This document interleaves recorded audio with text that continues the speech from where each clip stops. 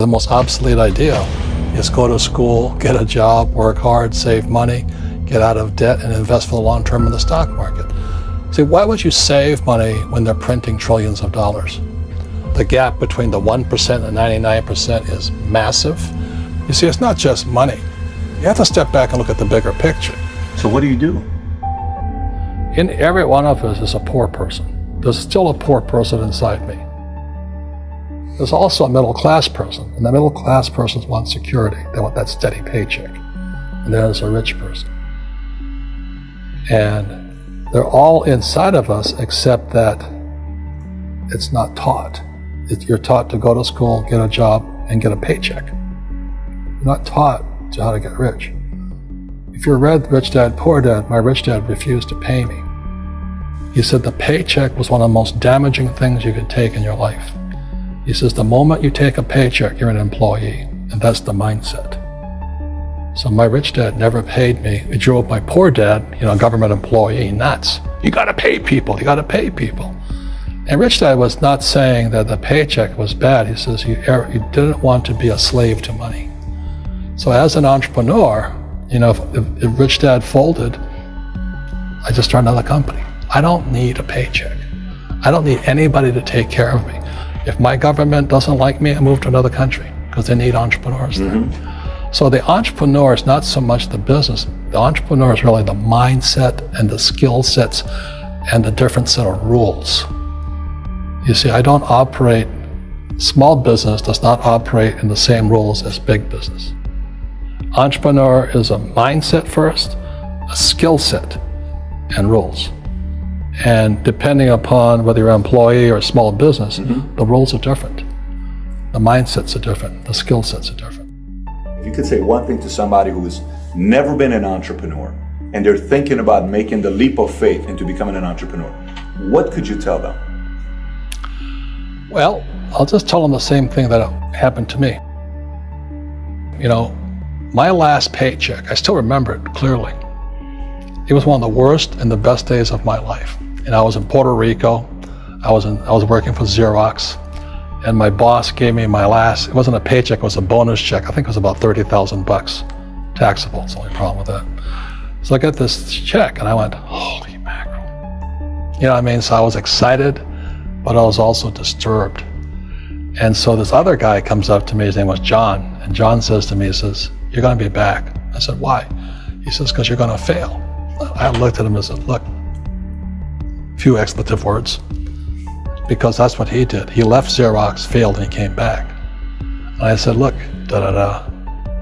you failed and you came back, but I'm gonna fail and I'm never coming back. And that's the attitude. Do you know what I mean? If you say, well, if I fail, I'll go back to mommy and daddy, then that's what you'll do. So if you fail, that's when I became an entrepreneur, because I had no money. I had no money for years. I didn't have a paycheck. But that's what my rich dad encouraged me to do. He says, when you don't have this paycheck, you get hungrier, smarter, and it's a test of your character. Will you become a crook? Will you become dishonest? Will you cheat and steal? Or will you become a better human being? So really, that's the benefit of becoming an entrepreneur, is you really find out who you are when you don't have anything. So you always have to look at the big picture. Too many people look at, well, what's going to happen to me? When you look at the big picture, you're also going to know that when something bad happens, something good's going to happen. But you got to prepare for whatever is coming. If you think next 20 years will be like the last 20 years, you're going to get creamed. When you and I go to the supermarket and we buy a carton of milk, we always check for the expiration date. But most people do not check for the expiration date on their brains. Instead of get out of debt, I get into debt. I just refinanced $300 million in debt. I went from 5% to 2.5% interest. I made a fortune. Every month, more money comes in because my cost of money has gone down. So while some financial experts are saying get out of debt, I'm saying learn how to use debt. See, when I came back from in Vietnam in January of '73, the first thing my rich dad said to me was go to school to learn how to invest in real estate. It wasn't real estate, it was how to use debt and taxes. Debt and taxes make the rich richer. Debt and taxes make the poor, the middle class, poor. So all the rich guys who are doctors and lawyers or, those guys, they're getting creamed and they don't know why. Doctors are getting creamed. Oh yeah, they're making more money, but the take home is less. Sure. My doctor just yelled at me. He was happy. He says, "Oh, guess what? I finally made $1 million." And I said, "Yeah, this was just 3 weeks ago." And so I said, "Yeah, well, how much you pay in tax?" He says, $750,000 in taxes. So his net was about $400,000. That's not bad. But when I make $1 million, I keep $1 million. And the reason is because I don't make it by working for money. See, if you work for money, you're taxed. So that's why lesson number 1 in Rich Dad Poor Dad is the rich don't work for money. What we do instead is we create businesses as entrepreneurs. We acquire real estate. I don't invest in the stock market. Okay? So the reason is because as entrepreneurs, I have more control over my income, how much I make, and how much I pay in taxes. And because I'm an entrepreneur as well as an investor in real estate, I pay 0 tax. So every time I make, let's say, $1 million as an entrepreneur, I immediately invested in real estate and I have a 4-to-1 step up. So I put $1 million in real estate, I get $4 million from the bank. That's why I love banks. But the banks are screwing everybody else, terrible. But it's good for me. That's why you say when you print, it's good for you, but when you print, it's bad for people that work for money. Because when you print, savers get creamed and people who work for money get creamed. When they print, debtors get rich. You see, debt and taxes make the rich richer, and debt and taxes make the poor middle class poorer. When we have obsolete ideas, we get obsolete results. So what's happening for most people, the idea of going to school, getting a job, working hard, saving money, getting out of debt, buying your house because it's an asset, and investing for the long term, is obsolete.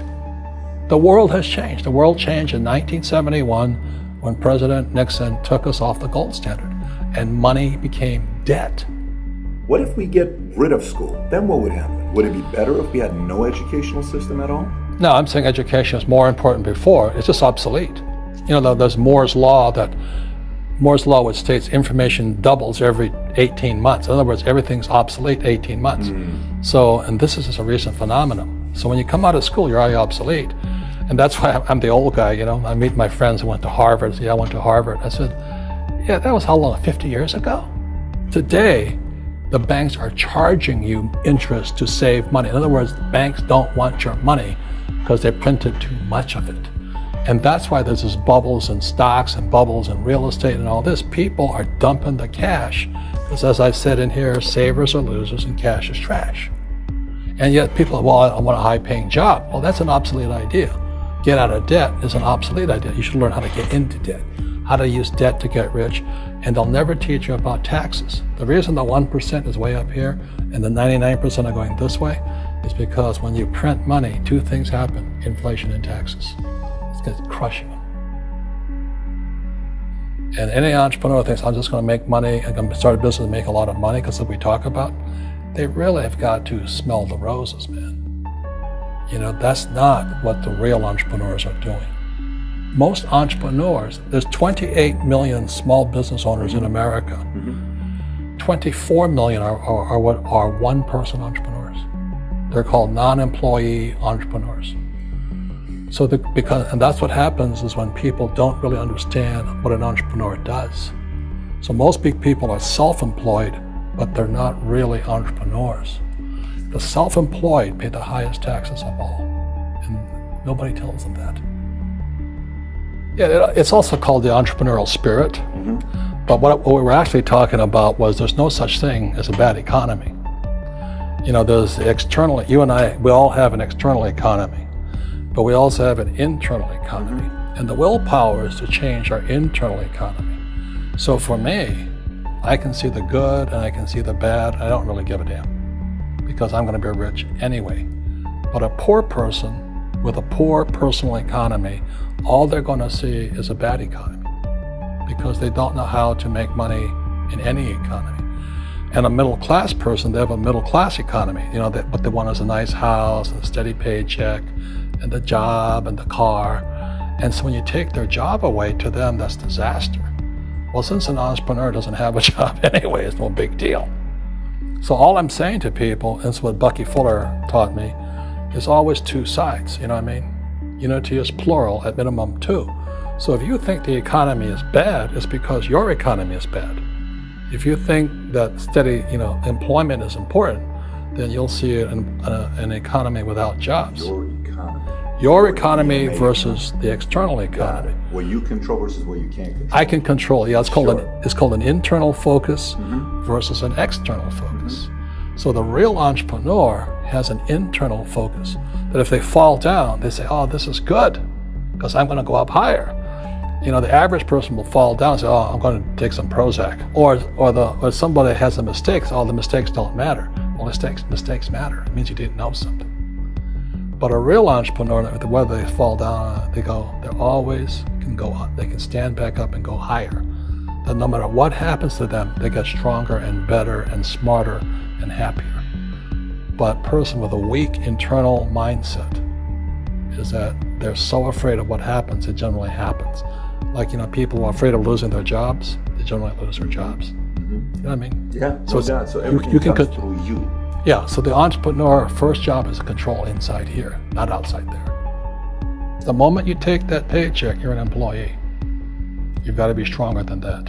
It's about inside control.